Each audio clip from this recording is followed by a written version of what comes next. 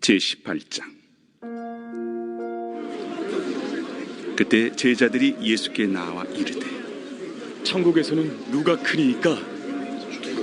예수께서 한 어린아이를 불러 그들 가운데 세우시고 진실로 너희에게 이르노니 너희가 돌이켜 어린아이들과 같이 되지 아니하면 결단코 천국에 들어가지 못하리라. 그러므로 누구든지 이 어린아이와 같이 자기를 낮추는 사람이 천국에서 큰 자니라. 또 누구든지 내 이름으로 이런 어린아이 하나를 영접하면 곧 나를 영접함이니 누구든지 나를 믿는 이 작은 자 중 하나를 실족하게 하면 차라리 연자 맷돌이 그 목에 달려서 깊은 바다에 빠뜨려지는 것이 나으니라. 실족하게 하는 일들이 있음으로 말미암아 세상에 화가 있도다. 실족하게 하는 일이 없을 수는 없으나 실족하게 하는 그 사람에게는 화가 있도다. 만일 내 손이나 내 발이 너를 범죄하게 하거든 찍어 내버리라. 장애인이나 다리 저는 자로 영생에 들어가는 것이 두 손과 두 발을 가지고 영원한 불에 던져지는 것보다 나으니라. 만일 내 눈이 너를 범죄하게 하거든 빼어내버리라. 한 눈으로 영생에 들어가는 것이 두 눈을 가지고 지옥불에 던져지는 것보다 나으니라.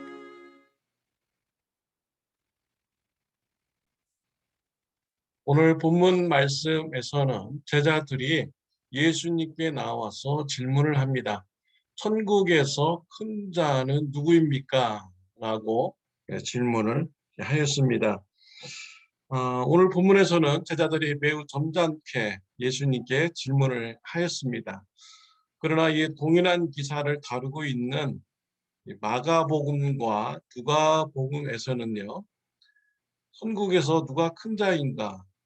라는 것을 가지고 제자들 간에 논쟁을 벌였습니다.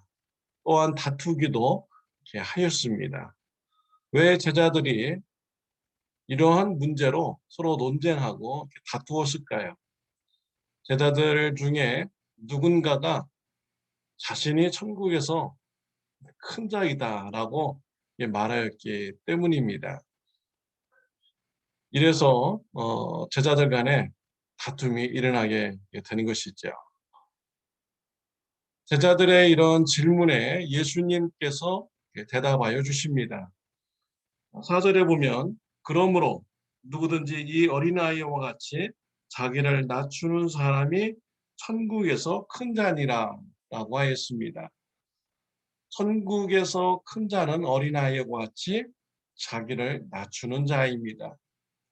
어린아이와 어른들의 모습을 대조해 보면 어린아이들이 한참 모든 일에 미숙합니다.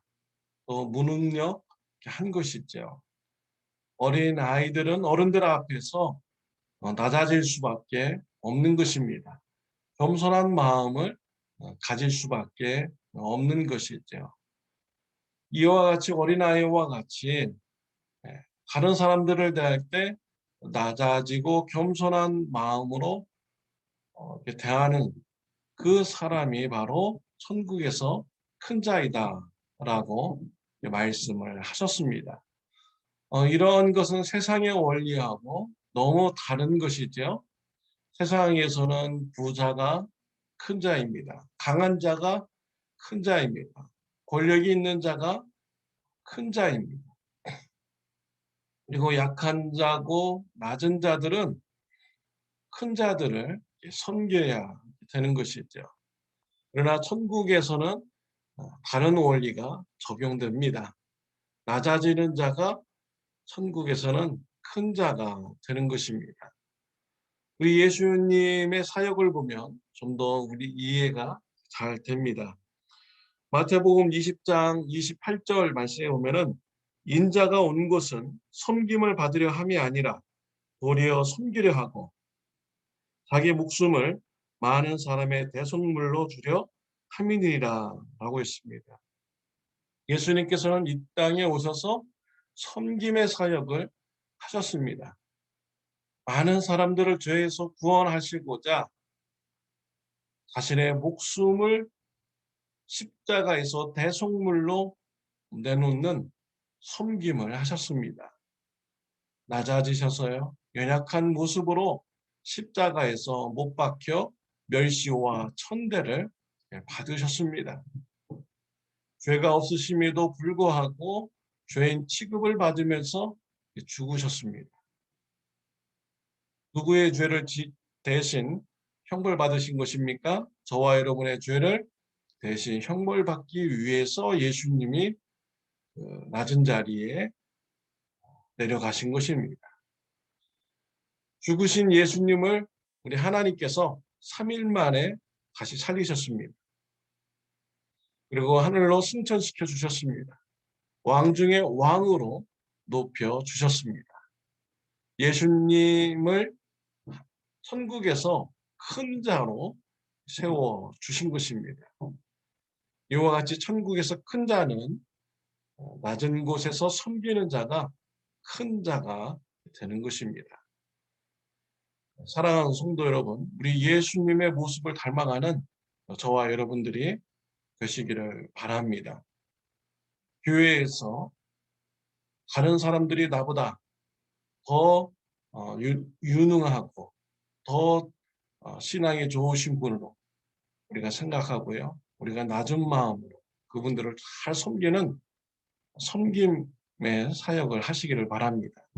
가정에서 또 친구 간의 관계에서 또 직장에서 섬기는 자가 되시기를 바랍니다.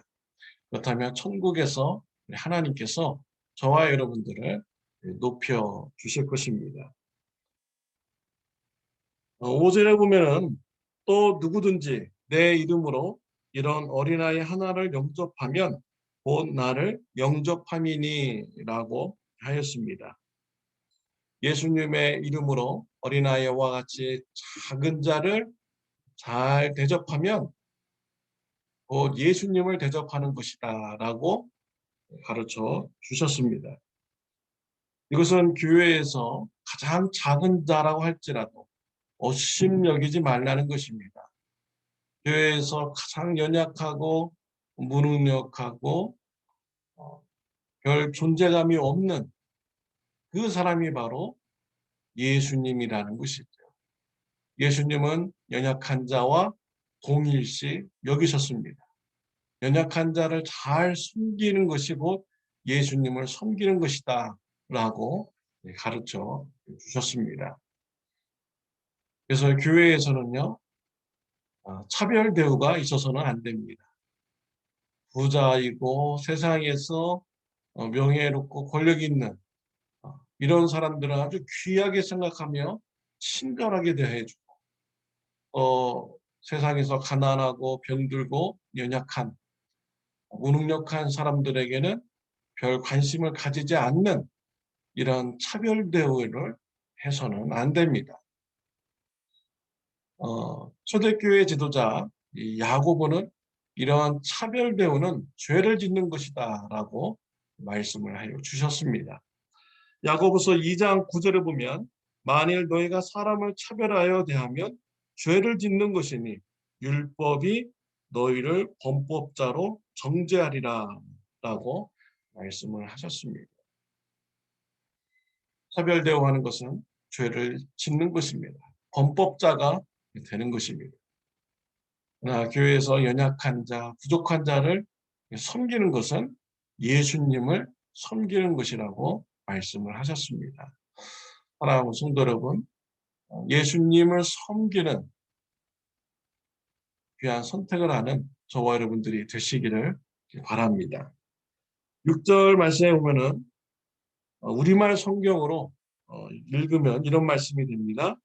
누구든지 나를 믿는 이런 어린아이 가운데 한 명이라도 죄를 짓게 하는 사람은 큰 맷돌을 목에 달아 깊은 바다에 빠뜨려지는 편이 차라리 나을 것이다 라고 했습니다. 어린아이와 같은 연약한 사람들, 그런 사람들을 죄를 짓게 하는 길로 인도하는 사람들은요, 차라리 죽는 게 낫다. 그러한 죄를 짓지 않고 차라리 죽는 게 낫다라고 예수님께서 가르쳐 주신 것입니다. 교회에 연약한 사람들, 이러한 사람들을 죄짓게 하는 것이 얼마나 심각한 죄인가를 경고하여 주시는 것이지요. 내 마음의 시기와 질투, 나의 그런 사적인 이런 욕심, 높아지고자 하는 마음을 숨기고 다른 사람을 선동하여서 교회에서 분란을 일으키고 문제를 일으키는 이런 사람들, 다른 사람들을 죄 짓는 길로 인도하는 것이죠. 이러한 것은 매우 심각한 죄를 짓는 것입니다. 그러한 죄를 짓지 않고 차라리 죽는 것이 더 낫다라고 예수님께서는 말씀을 하셨습니다.